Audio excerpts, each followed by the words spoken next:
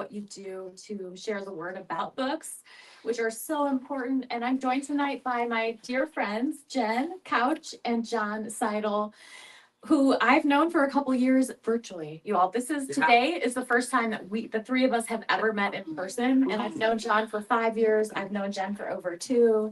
So I love how books bring us together. Yep. Right. And we know in the space that we're in that recovery brings us together too. And we have these beautiful circles of chairs, circles that we get to connect with each other in. And it's just such a beautiful, amazing experience. So tonight, I'm going to ask some questions. This is going to be real casual. If folks have questions, shout them out. We're going to have a conversation about what it means to live free. What does it mean to live free from alcohol? What does it mean to reevaluate our relationship with substances, with alcohol? You know, April is Alcohol Awareness Month, which is a time for all of us to really kind of shout from the rooftops about how we live free and what it means to us today. So, as you can see, we have all of our books here. John has his book he's going to talk about. Jen has hers.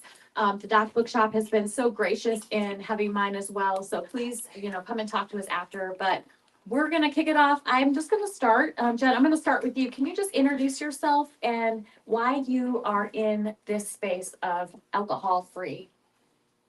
I can. Are we using this or not? We are. Yes. We are using this. Okay, good. Yes, Caroline, thank you for having us. This is really fun for us, like she said, because we're real friends, we're virtual friends, but it's really awesome to be together. I kind of started my journey, I would say more in the sober curious way. I don't know if y'all heard that term, but it's a real movement out there of this whole idea, this whole concept that you can actually begin to question your relationship with alcohol at any time and for any reason. That it doesn't actually have to be because it's bad enough, but actually because you feel like your life isn't good enough. It's not serving you.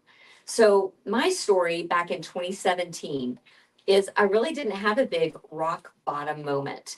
I would say inward though, I was a mess. If you were to look at me on the outside, got my ducks in a row, everything looked pretty together, scary, because in the inside, I was walking around with a very divided mind.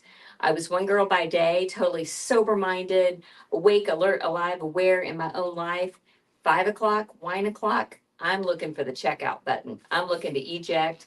And it was very socially acceptable for me to be able to do that. Just kind of that wine o'clock habit, the networking, the moms groups, the just cooking in my kitchen, didn't matter. And so after just kind of getting stuck in that rut, I realized I don't really want to live this way anymore. Again, I don't want things to get worse before they get better to make me have to change. I can get to change now. So I was in my mid 40s at the time, again, 2017. And I decided, you know what? I want to show up at 50 different than I did 40. I just want to be more myself, more aligned. I want to live wholehearted, sober-minded, and not divided. So I set out on a journey. It was like a quest. And I really did. I set out on a journey, and I knew for sure if I could knock down the lead domino of drinking, what else could happen? I had no idea what else would happen. And that started my whole journey into this world of alcohol-free living fully alive, fully awake, and meeting awesome people like my friends here. Thank you so much. I love how you describe that too, being fully awake. And it's like you wanted to start showing up to your life, actually showing up. And there were things along your journey that kind of pointed you to start to look at some of your behaviors, how you were coping with stressors and things in your life in a different way. Thank you so much for sharing. And John, can you share a little bit about how you? Yeah, I'll give you, kind of the quick version, because unlike Jen, I did have one of those classic rock bottom moments. But what I love about our stories and this group is it represents, you fought addiction from a very young age.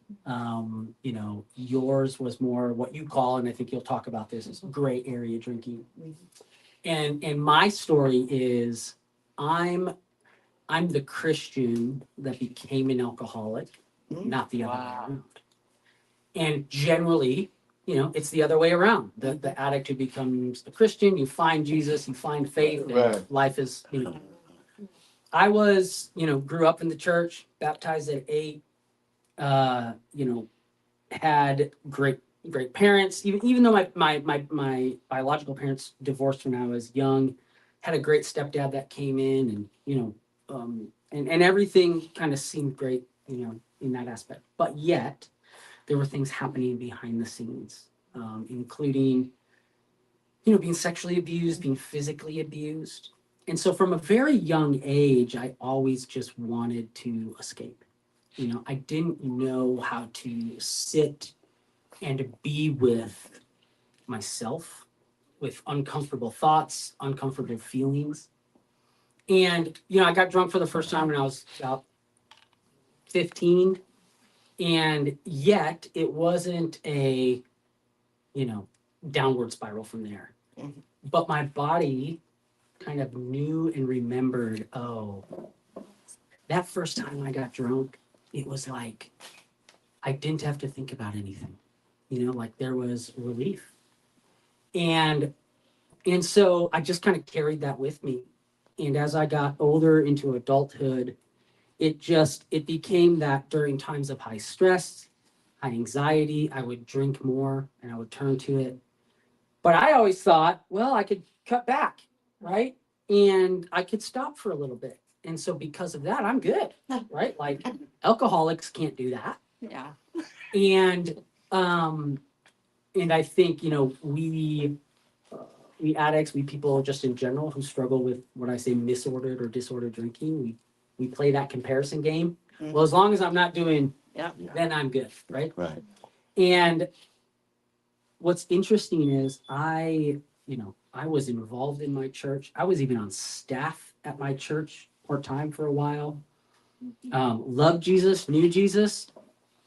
And yet 2021, I actually wrote a book that became a bestseller on faith and mental health and what it looked like to kind of treat those things, brain, body, and spirit. What does it look like to be a Christian that takes medication and all that stuff? And I had someone call me up and say, "Hey, be careful.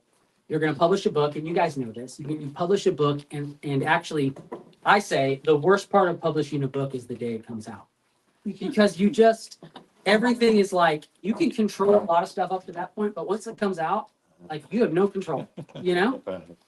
And I said thanks, but no thanks. And the longer story is in the book, but I felt such a letdown, even though the book did well, and started going through depression.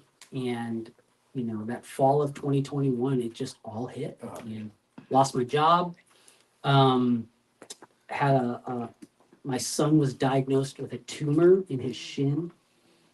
And even though that ended up being benign, it was just I did what my body remembered, and what I did so often is I reached for the cheap, easy comfort in form of escape. And the reality is alcohol, drugs, they're effective. Like if they didn't do the job, Mm. we wouldn't get addicted to them. And just slowly over the next 2 years became the person that I said I will never become. In fact, I had a sister who was a drug addict growing up and put our family through hell. I mean, treatment, prison, stealing, just everything. And I'm like, I will never be that until I became that. Just looked slightly different. And so 2 years of that, and I was making compromise after compromise until a day where my wife and I took a trip to Miami for our anniversary, and we're kind of 2 days into it, and she says, "Hey, let's have a night in, and you can do whatever you want. I'm gonna read a book."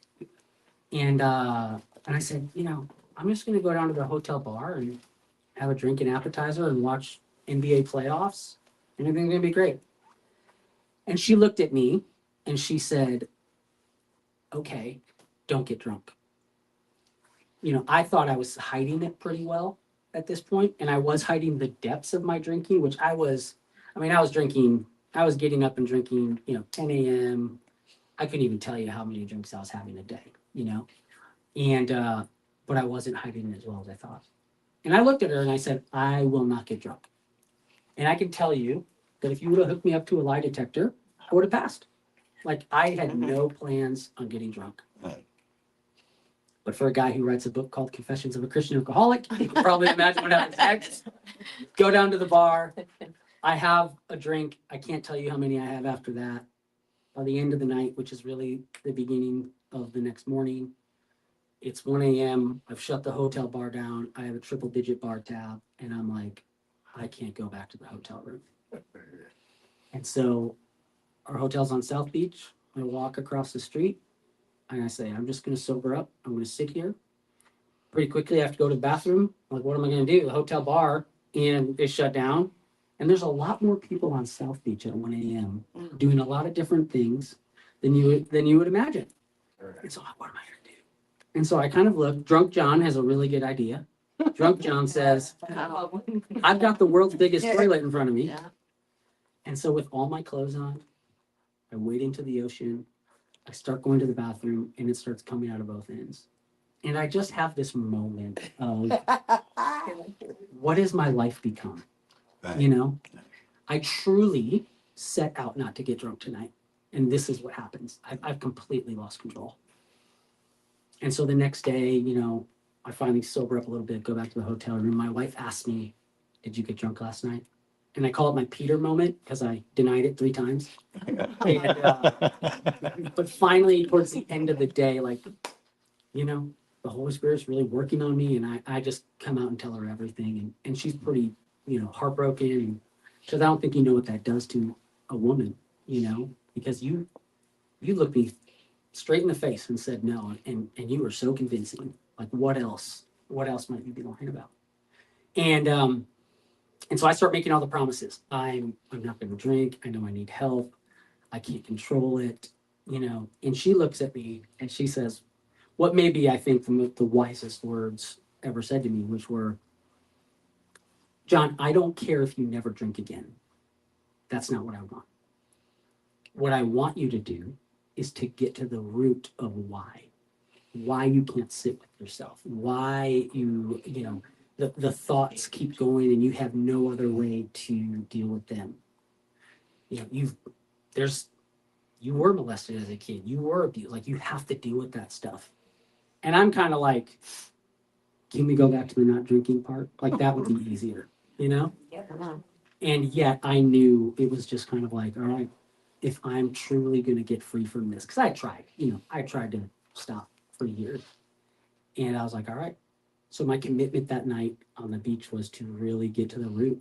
And so we came back here to DFW, and I just committed to therapy and really what I say is letting Jesus into like all those parts of myself, the ones that I'd walled off.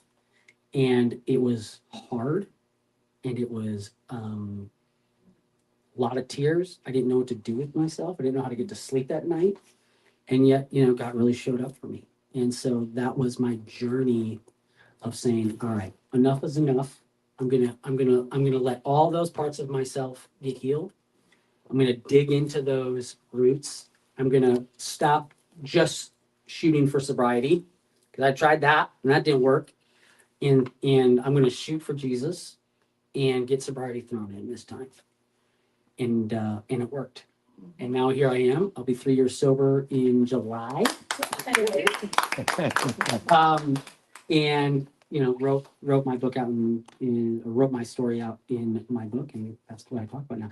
So that was a little longer than Jen because I had that rock bottom moment. Rock bottom takes a while. Yeah, So, yeah. you did a good job. You hit the rock. We were with You had Yeah. the rock ocean. Yeah. What I love about sharing stories, I don't know if you all have picked up on any pieces of what John or Jen shared and were like, yeah, that's my story too. In rooms of recovery, that happens a lot. And I connect with both of your stories a bit. John, like having to feel like you need to escape something really young. I started drinking when I was about 9 was the first time I took a drink. Developed addiction by the time I was in my teens. And Jen, I've been at points too in my own life where it's like, I don't want to live like this anymore. Yeah. You know, I don't feel like I'm awake in my own life and I don't like the way that feels. And I think we can all kind of agree we've each had these moments of almost reckoning, maybe not a rock bottom, as bad as John's, no, I'm just kidding, way worse. I'm kidding again. But we have these points of reckoning in our lives. And what I'm curious, I want to ask you both, what do you wish you would have known then that you've learned through the process of being alcohol free, being in recovery? I'm looking at you, Jen. Oh, like if you got, I just talked for a while. yeah, like you've got an answer on the top of your head. Because it really has been quite a journey. I just hit 9 years alcohol free this April. And really, my story, just to give a little bit more detail, I didn't even really start drinking till my young 30s. Yeah. So I actually had a fairly short run, if you will. I had a short but packed drinking career. I say that, but yeah, and I was definitely drinking to cope, escape, all the things. And I think I was heading in the direction of the water, Yeah. for sure. To have that watershed moment, literally, I think it was just a matter of probably time for me. And what was your question again? No, that's okay. I was just thinking, what was the question? What is one thing you wish you would have known then that you've learned? Oh, right on. Is that, and we just talked about this. I've got some friends, some sisters here from our Sober Sis community. And we just talked about it over the weekend about learning to stay, that we can stay. We can stay in our body. We can stay in our mind. We can stay. I was always looking for a way to bend and alter reality in a way to stay, but I wasn't really present. So I wasn't really staying. And I think what I've learned through this whole journey is God stays. He's there. He's not leaving. So I can stay too. And just learning how to just be uncomfortable, learning that the goal is not to be comfortable. Yeah. The goal is to stay, just to remain and abide. And that was my word a couple of years ago. But really the goal is just to stay. And know that this too shall pass. You can surf that urge, you can surf that feeling, you can look at it straight dead in the eye, name it, and then release it. You don't have to own it, you don't have to become it, but you need to name it and not be afraid of it. I think I'm so afraid of my feelings. I was so afraid of my fear. Sorry, I said that out loud. I was like, wait, yeah. I was afraid of my fear. It was scary. I was afraid of being rejected, even within my own family. We were just talking about that at dinner. I had a teenager that could reject me. I had a husband that I could be sensitive with. Just the fear of rejection, anything like that could send me, and I would just try to kind of take that edge off. And what I've learned is when I take the quote edge off, oh, I'm taking it off all right. I'm losing my edge. I'm losing the edge of reality that lets me know the contrast that we need to feel all the feelings. I can feel everything now. I feel everything 24/7. When I'm happy, I'm happy. When I'm sad. When I'm mad, I'm mad. All the things. And I've learned a lot more emotions than just happy, sad, or mad on the feelings wheel. My sisters here know about the feelings wheel. Just being able to have this whole expression of life and know that even in, my husband and I joke, I'm all 4 seasons in one day. I think now being sober minded, I'm all 4 seasons in 1 hour. But just knowing that I can ride that out and I don't have to escape, eject, numb, and that we really can stay.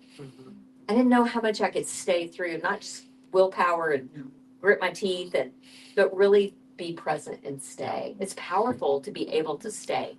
I think it is. I love that so much, and I just want to share, it really helps, I think, all of us understand that recovery is about so much more than just stopping something. Yeah. So I asked Yes. you for one thing that you've learned, and it was just this beautiful example after because you can't just give one thing. Right, no, you can't. How we think, how we experience our physical bodies, and how that's a part of the process of healing too. It's not just about stopping our alcohol use, it's about becoming someone new and learning how to live in that. For me personally, it was experiencing almost this like embodied recovery where I started to learn, I think I had about 5 years in recovery at the time, that I needed to heal physically. I needed to feel safe in my body. And even though I was sober, I still didn't feel safe. And so I've done a lot of work since then. So thank you. It was a bit of a trick question. And so now, John, you know what the trick is. Yeah, now I can say, I can say like specific things. Yeah. I do want to say, you know, Jen, what you talked about, alcohol substances, they are not a precision numbing agent, right? They are not a scalpel, you know, they are a fire hose, right? And so you use them to deaden X and it deadens A through Z, you know? Does it deaden that thing? Does it help you escape that? Yeah, but it's not a precision numbing agent. That's one thing. I love that because I learned that as well. I think a big thing for me is what kept me in my addiction for as long as it did was shame, you know, and I think what I wish I would have known is that I would say so many, if not all, of the things that my shame had convinced me would happen or would be true if I came clean and admitted how bad it was, they didn't come true, you know? And yet that controlled me for so long. So I think I would say like, hey, the lies that shame tells you are just that, they're lies. And then kind of along with that is that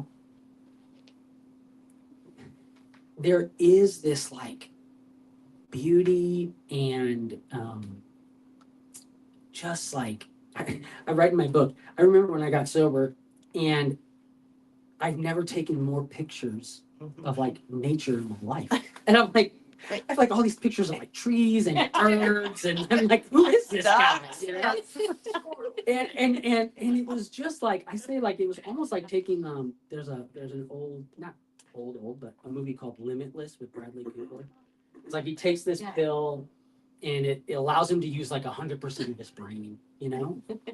And I realized how much alcohol had been numbing besides just the emotions I didn't want to feel. And it's like I had access to more of my brain, you know? And it was kind of a beautiful, you know, realization. And I think the final thing I would say is that that life will not get easier, but it will get better. And better is better than easier, right? Like, you know, it's popular in AA circles, so I didn't come up with this, but, you know, alcohol wasn't my problem. Alcohol was my solution to my problems. And so you've taken away my main coping mechanism, you know, that I really turned to, especially in those last 2 years.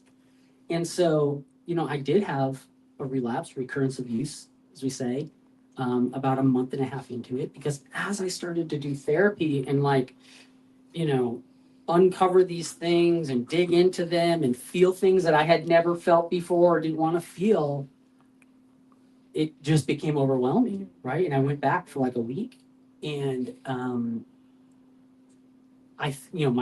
the conversation I had with my wife at that point was life changing. She didn't heap shame on me. She said, "Listen, I get it, right? I get it. I understand why you would do that, why that would happen." But you know, I think feeling those things was huge for me as well. So, anyways, those are the 3 things. Maybe that was 4 because I kind of told you. I lost count. But no, very good. And, you know, I'm curious, because you're both painting this picture of kind of redefining what recovery is all about. Can you share a little bit, and I'm like back and forth here. I'll Can you get it first, John. Go ahead. It's a pattern, we're developing a pattern here. Can you share a little bit about like, what does recovery mean to you? And, you know, my new book, When You Love Someone in Recovery, how do you share that with the people who love you? Yes, okay. I know what I would say to this one. Because I don't often use the word recovery personally. I'm all for it. I'm all for it. What I love about this community and this journey is there are so many nuances to a full drinking spectrum and a full resource along that spectrum. What I have found is it is a time of rediscovery. I am discovering actually who I really am. And because, again, I didn't really get into the loop until my 30s, not when I was younger, which is a blessing. I realized that the more I've talked to people along this journey, I realize I do have a person to go back to without the alcohol that I remember. Some people, like you were saying about your journey, you know, starting at such a young age. For me, it's been discovering who I am and why I felt the need to put on this whole other layer. Like, what is that? And I think it's rediscovering, really, and we've talked about it a lot in Sober Sis, is just really finding your calling, your purpose, your passion, your significance as a human being. And everybody has that. Every single person has that. I think everybody here live, everybody watching, anyone who will hear this has a significant, unique calling and purpose on your life that there's something only you can bring into the world that the world needs. And if we don't have a sober mind to know what that is, how can we discover the gifts and talents that the world is going to be lacking if we stay asleep in our own life? So I say, wake up, look alive, sis. You wake up in your own life, because when you dust off that veneer, that haze, something really shiny is under there, and that's you. That's your nest. You know, I would joke all the time, and I talk about my Jen nest, or my friend Renee's here, her Renee nest, Shelly nest. You get the idea. Put nest on the back of your name. That's your essence. That's your nest. And I think, like you were saying, John, that was so good. You know, it's not a precision thing. You know, Brene Brown says you can't selectively numb. You don't get to like pick and choose. So when we numb one thing, we're numbing it all, and we're numbing our sparkle, our glimmer, you know, our nest. And so I think for me, it's just been rediscovery of maybe who God designed me to be all along. Then I just put something on it and on it and on it, and the roles, and being a wife and a mother and this person in the world that I thought the world needed. The world didn't need that person. I don't even know who that was. I was pretending. I had a shiny veneer, but what was underneath was chaos. And now I guess it's just discovering peace by being who I am on the inside, and on the outside being the same. That is so good. I just want to jump up and down and like cheer Yeah. because I feel that so deeply. It makes me think about I was in addiction treatment. I think I was about 17 years old, and I'll never forget a counselor there told me 6 words, which were, "Your life has purpose and value." And you know, 2 decades later, I don't remember hardly anything else from that inpatient stay except those 6 words, because I needed to hear them. And I needed to be reminded that my life did have value and it had purpose and there was a plan for me. And I think we forget sometimes that we need to hear that. And when we are in and on this journey for long enough, I think we can also get to the point of being able to look back and remind other people too. And so thank you so much for sharing that. I love that so much. John? Yeah, this is kind of a this is a subject that I love. Like, so when I think of what recovery means to me, and I really I've kind of staked my whole life around what I'm about to say, which is that recovery is not only sobriety. And, you know, I think this is where, especially, you know, with my story and and what I talk about now, very heavily, in the faith space, is to say that like sobriety is really just the beginning, right? Like once I got sober, like yes, that was hard, but then that's where like a lot of work really just began, you know, and getting to those root issues, getting to understand, okay, why am I turning to this? What's at play here spiritually, emotionally, even physically, right? And so I think too often it's sobriety becomes the main goal, the ultimate goal. And what I say is it's a good goal. And it was a goal of mine, but it really couldn't be the ultimate goal. And so I see too many people who make it the ultimate goal and then they wonder, well, life isn't really that great. Why would I not just go back, right? And so, in my work, I encourage people like, listen, I want you to find Jesus. I want you to find your relationship with him, because that's going to offer you the most flourishing, fulfilled life now and in eternity. And sobriety then becomes an aspect of that life, but not your whole life. You talked, Caroline, so rightly, talking about that recovery is not just about not doing something. And, there's a guy from the 1800s over in England. His name is Thomas Chalmers. And he really gave this sermon, and they turned it into a book, and it's called The Expulsive Power of a New Affection.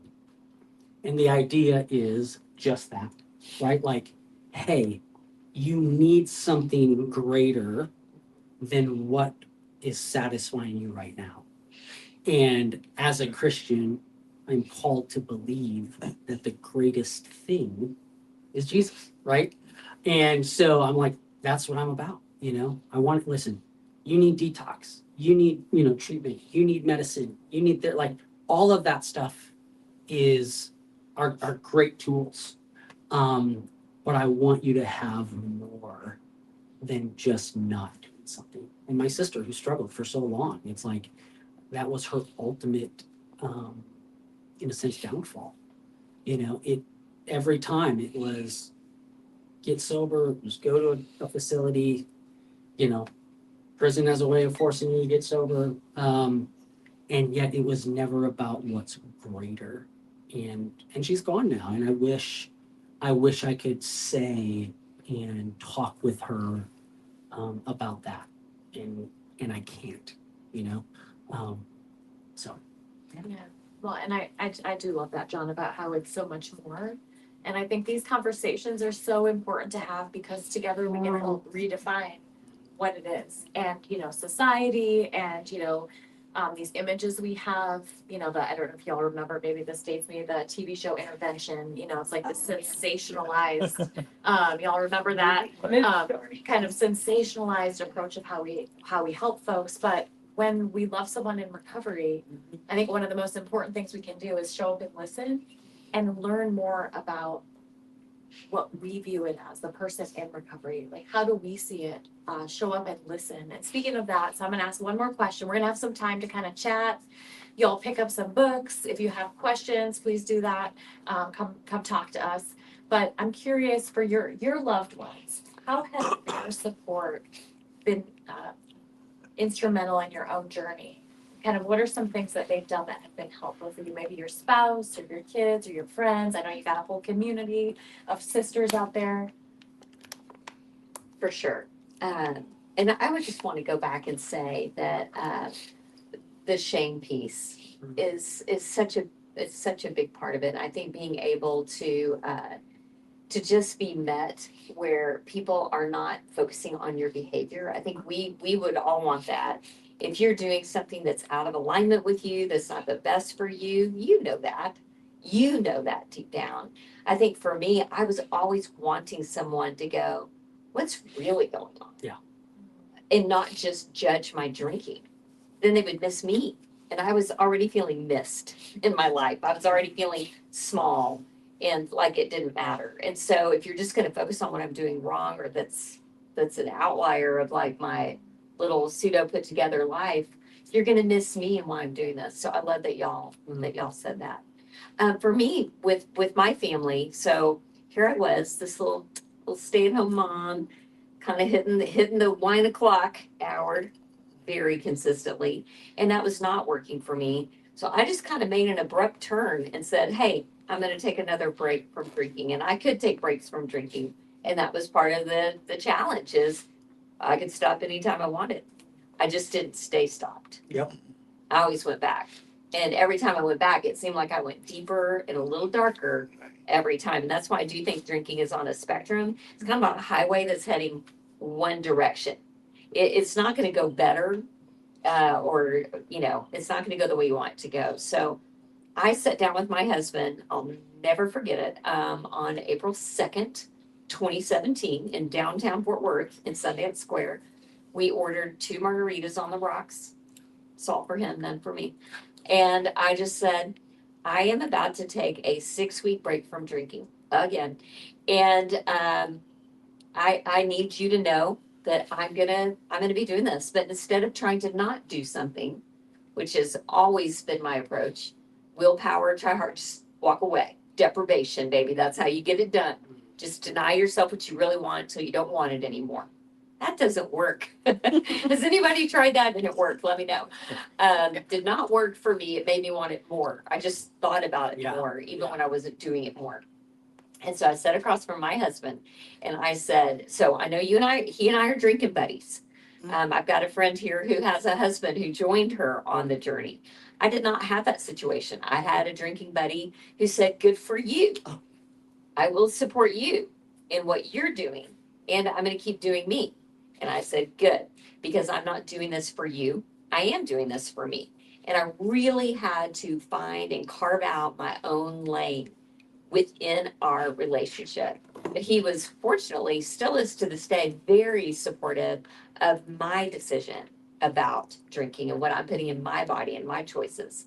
But it took me probably a year in to my alcohol-free, what started out as just a little break, turned into a lifestyle, turned into a mission. Really what happened. Turned into a break into a mission, a little step in between.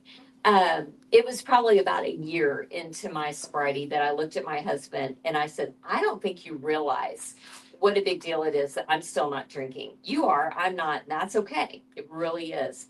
But like, I don't think you realize, babe, that when you went to bed because you had a couple and you just got tired and you were just done, I was just getting parties started. I mean, did you know that while I was waiting up for kids and you were sleeping, I was kind of the late night mom and he was kind of the early morning dad. So we kind of divide and conquer. So for me to stay awake for my kids to come home, be the good mom with curfew, I'm watching you. Don't watch me. I'm watching you. It was like, do what I say, not what I do. Try not to look too glassy eyed while I'm sitting in front of Netflix, just, Pinot Grigio, just like water. And so anyway, it was probably about a year in that I realized he doesn't know what I need until I ask for what I need. I have minimized my drinking to the point that it's no big deal that I'm not drinking for a year. Whereas for me, I knew it was a big deal that I wasn't turning to that 1 o'clock. So I had to tell him, hey babe, do you realize I would have 2 more beers or 2 more drinks after we were done? Did you know about those? He didn't really know about those because I didn't want him to know about those. Yep. And so I think a big aspect to your message in your book of what you're saying, what we can all know is that honesty, asking for what you need, come clean, coming out with where you are to get the support you need is critical. Because I was so postured and so still kind of trying to figure it out myself that it probably took me a year into my journey to be able to tell my husband, now this was really a big deal. This is really not working for me. I don't think you realized it. So I think that's what I have right now is just asking for what you need, being radically honest with yourself. I mean, it took me 6 months to get out of my own denial in the first place. much less to bring it into somebody else, and then much less to go on Instagram and make a post of a dope chico on my back patio. That kind of started it all. And I didn't know where it was going to go from there. I was like, what y'all drinking when you're not drinking? And You know, it's funny you say that because I think even though when I hit my rock bottom and I made that commitment to my wife, I knew I was done. But I didn't say I was done for at least 6 months to myself. Yeah. And, you know, I tell people, like, you need to grieve it. Yeah. I mean, alcohol was there for me when no one else was. Like, it was always, I could always count on it, you know? And it didn't let me down, you know? And so I think that realization or coming to that realization can take time. Yeah. And it was like when I finally was like, and I kind of edged to it. Like the way that I got there was to say, and I read this at some point and I was like, that's it. I was like, the only drink I can say no to is the first one. And then I know that's true, right? Because I still to this day, I'm like, I don't, my wife will still have a cocktail at, you know, when we go out. It baffles me. Why do you just have one? There is no point. There's no point to having just one. So I knew, okay, if it's true that the only drink I can say no to is the first one, I can never have another drink again. And that was how I got there, but it took a little bit. Yeah. And it sounds like even though your significant others are what I like to call normies, if you've heard that, again, I have no idea how my husband too, I have no idea how they have one. And it just makes no sense to me, but Yeah. we can have our experience of being alcohol free in recovery, however we want to identify with our journey. It's ours, you know, and like you said, we live in our lane. Your lane is over there. And it's a very freeing place when we live in our own lane. And I think, you know, and I'd love for y'all to pick up the book. One thing when you were talking about change and taking a while to grieve, that brought me back to early recovery. And I went through a process of grief too. But I think sometimes we expect our loved ones to change just kind of instantly, you know, like go to treatment and then come back, you'll be cured. But change takes time. And I think, and I talk about this in the book, but we practice change. And we have to repeatedly practice and practice. And what really helps from our loved ones is getting this positive reinforcement. I'm practicing this, and then I'm, you know, you're smiling and you're acknowledging my change and you're happy about my change. And it's like this positive reinforcement loop that is awesome. And then we get to celebrate and wear shirts that say "Look alive, sis," Yeah. and celebrate each other. Yes, we're getting our hands raised. You know, it's funny you say that because I Yeah. think a couple months into being sober, you know, I felt like, all right, I'm kind of coming out of the fog. Totally. I feel alive. I'm using all my brain. And you know, I'm like, I think I'm doing well, right? But we had this like game night at our house with some friends.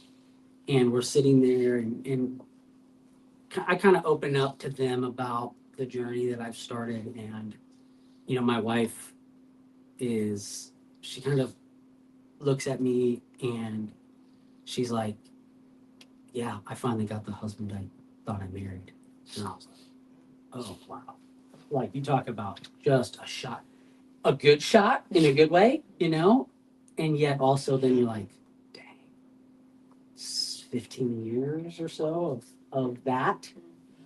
I also want to say one other thing because it ties to your book, and that is this.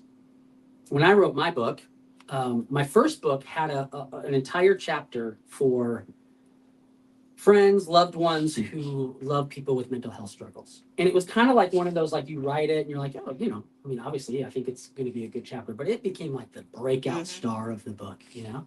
I'm like, oh, awesome.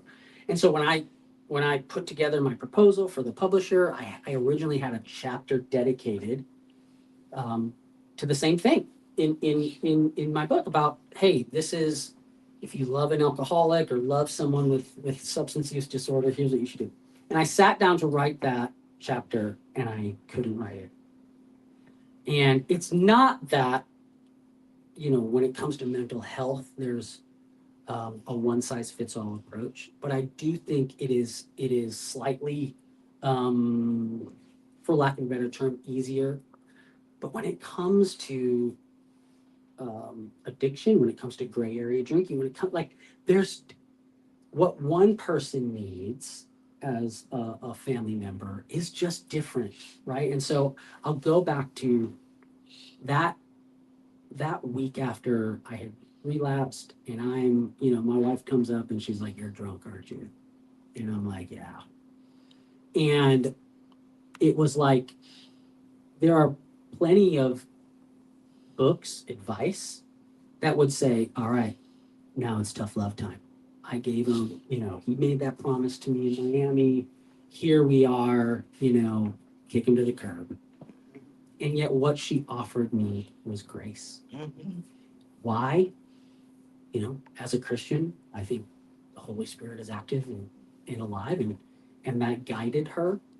But yet I also know I have a really good friend, our friend Travis, who he had, kind of a last hurrah. And his wife said, "Okay, that's it. Like, you're out of the house." And that's what finally got to him, right? And so I didn't write that chapter because I knew I'm not the person to write this chapter. And I'm not the person to write this book. So when Caroline comes along, I don't know, a couple months later, and you kind of tell me about this idea, I'm like, you gotta do it. Because you are the person to write that book. And it's why I am so grateful for you. I'm grateful for this book. I said it in my endorsement that I wish I would have read this book, 20 years ago when my sister is struggling and I heaped shame. I was the tough love guy. And what I needed was to offer grace and seek to understand. And I didn't. And people say, I live with no regrets. BS. Like everyone has regrets. If you don't have regrets, you're not alive.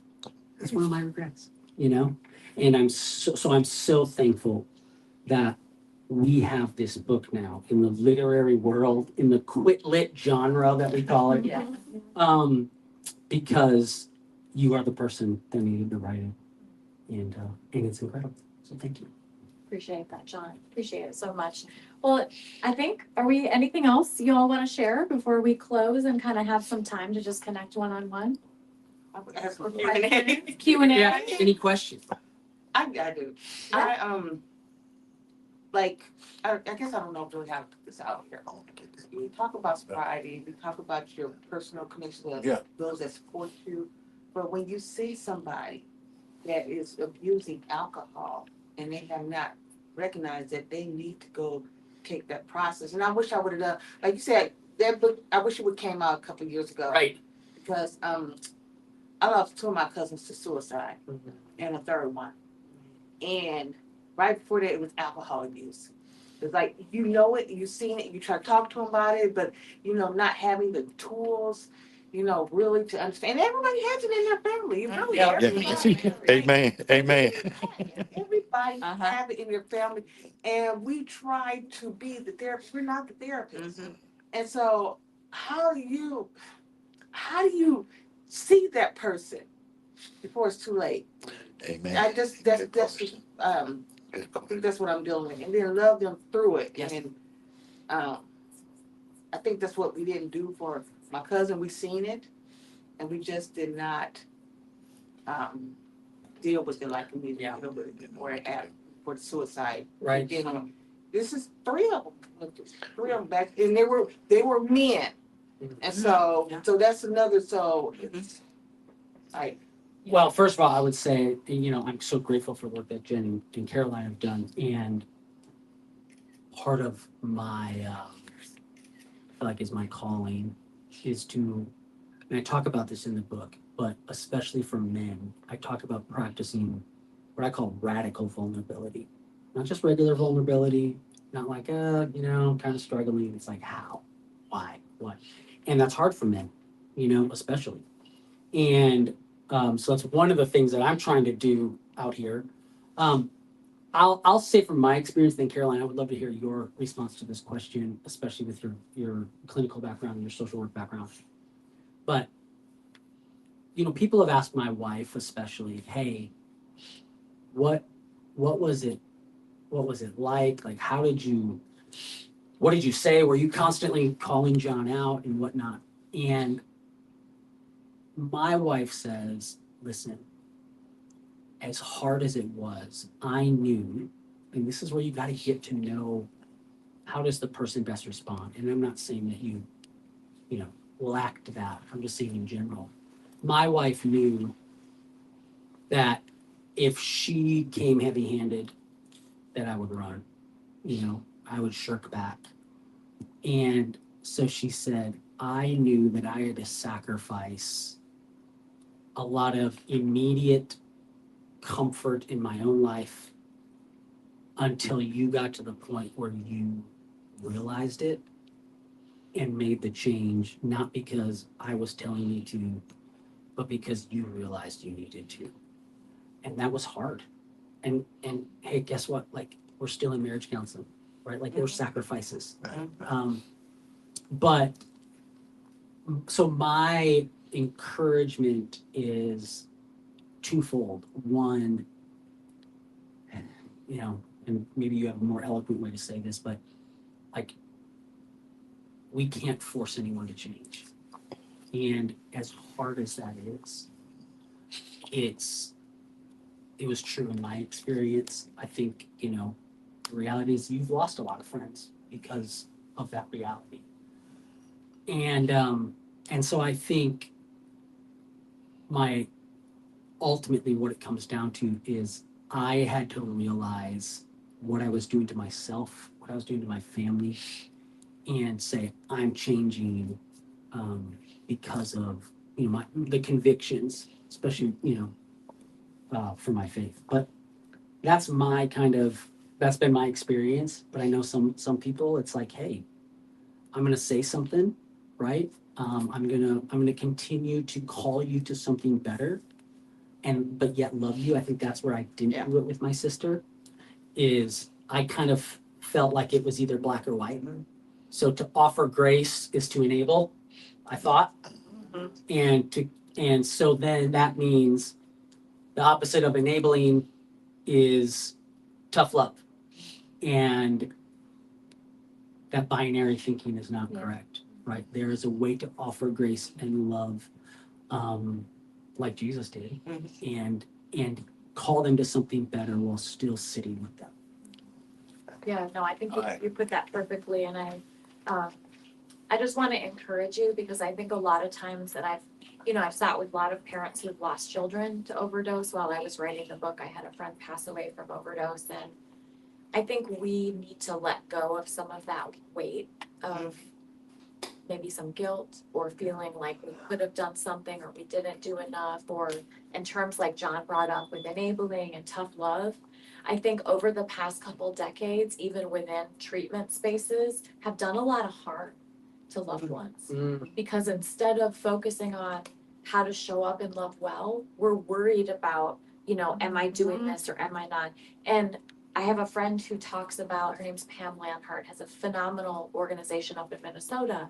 She lost her son to overdose, and she talks about not focusing on tough love, but learning how to show up and love well. And I think I connect with that so deeply. That's one thing that I want to say. And the other thing is when we, as family members, like John shared, we can't change for someone else. And so when we are showing up, we can be armed with information. All of us are a part of getting information out into the world and education. Yes. We can arm ourselves with compassion and empathy.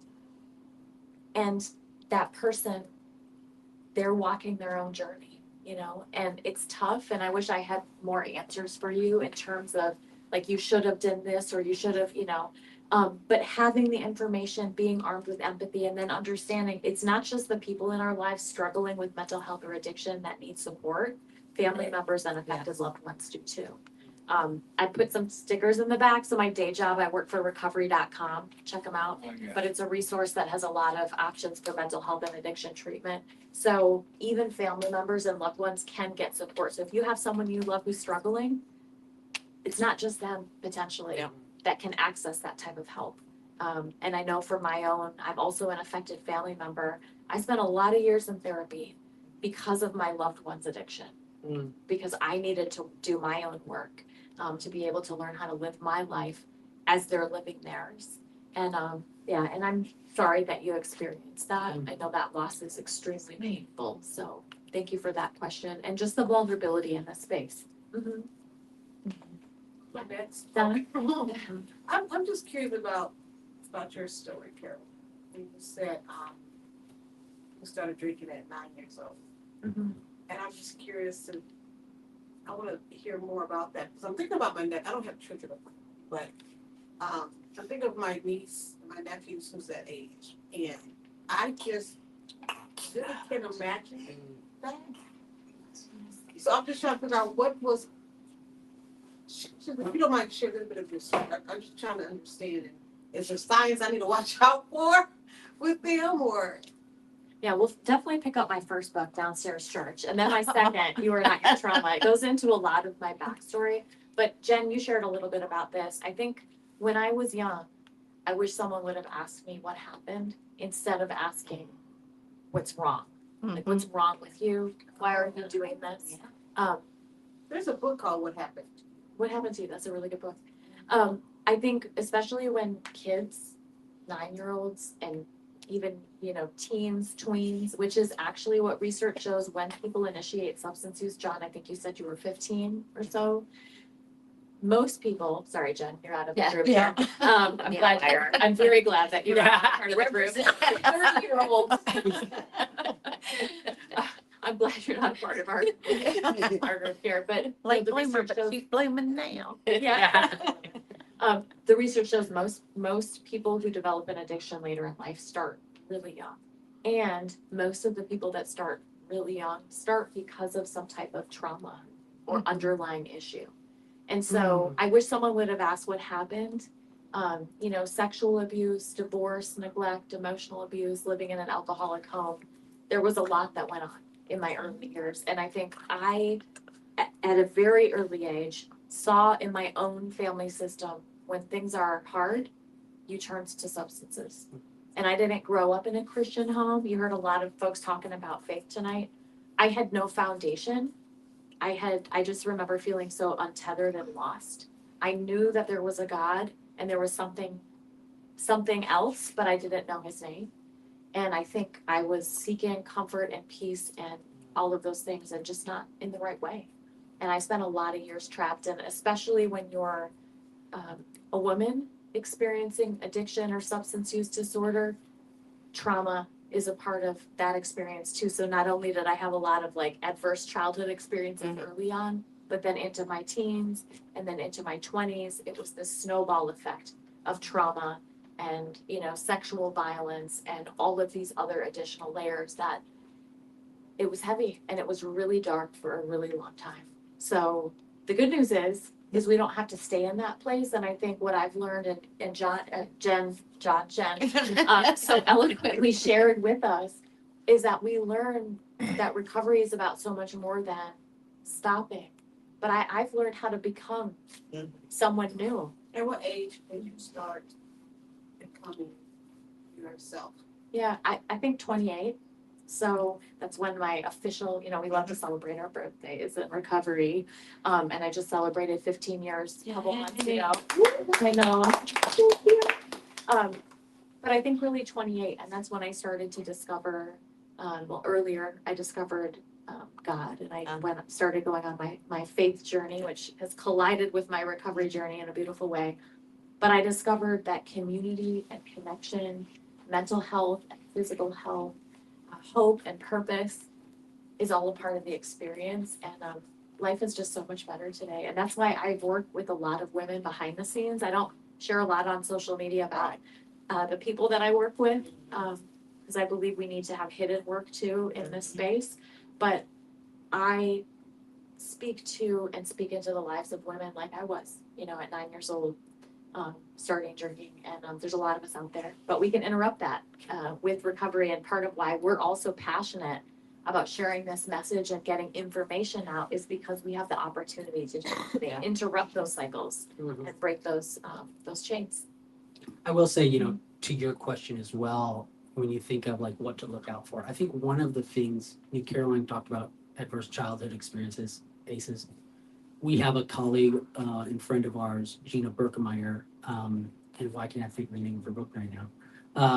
But in it, she has done some work with a lot of other clinicians to even just expand the definition and how to identify adverse childhood experiences. So it's interesting, when I first started out in my story, and I still catch myself sometimes, is like I said, well, I had a very normal upbringing, and yet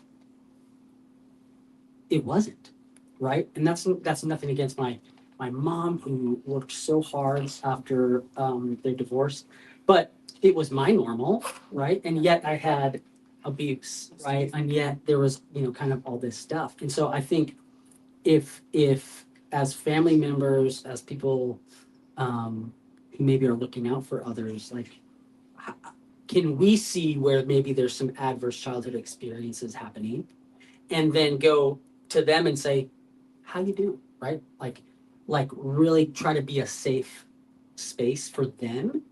I think it's Gabor Mate who says that, trauma is not just what happens to you, it's what happens to you in the absence of an empathetic witness. And so that the research says that even, people who have experienced trauma, when they have an empathetic witness, someone to come to, that it doesn't affect them in the same way. So how can you identify, hey, maybe there's some things going on? And so I would encourage you to look at that expanded definition and questionnaire that Gina has used, and then be in that safe space for them. So. Yeah, thank you so much. Any other questions? Just gratitude, Oh, gratitude for all of your stories. Right. Thank you. appreciate that. Thanks for coming out. Yes, this is Yeah. a wonderful group. Thank you so much to the Doc Bookshop. You're Yes. fabulous. Love Right. connecting with you. I'm gonna miss your emails about this event. I'm gonna have to come back so we can email it. Yeah, we trying to figure out how to work the books if we don't sell them, take them to our family reunion because Yeah. Yes, let's get me to your family reunion. I'm just like, That's awesome. it needs to be a bulk and just, yes, I'm happy for this conversation because it impacts a lot more families. Oh, sure. Well, thank you all. Thank you, everyone. Have a wonderful night and come on and say hi to us. And the cookies, please. Yeah, take get the cookies. cookies. Oh, how do you get in contact with you real quick? Carol, What? real quick, share how they get in contact. Oh, yeah, absolutely. You can find me online at CarolineBeidler.com Okay. or on Instagram.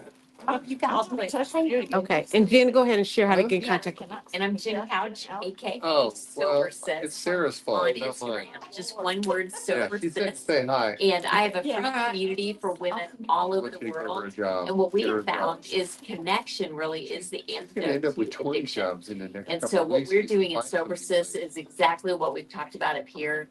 Grace, empathy, connection. Women who get it along the drinking spectrum, but we work with women who just start to realize drinking is no longer serving them. And so any woman is welcome into our community. We'd love to have you check us out. Okay, all right, thank you. And John is not here. And we have ages from, what's our 39, youngest? 39 is our baby. Is our baby? I know who that is. Yeah. 80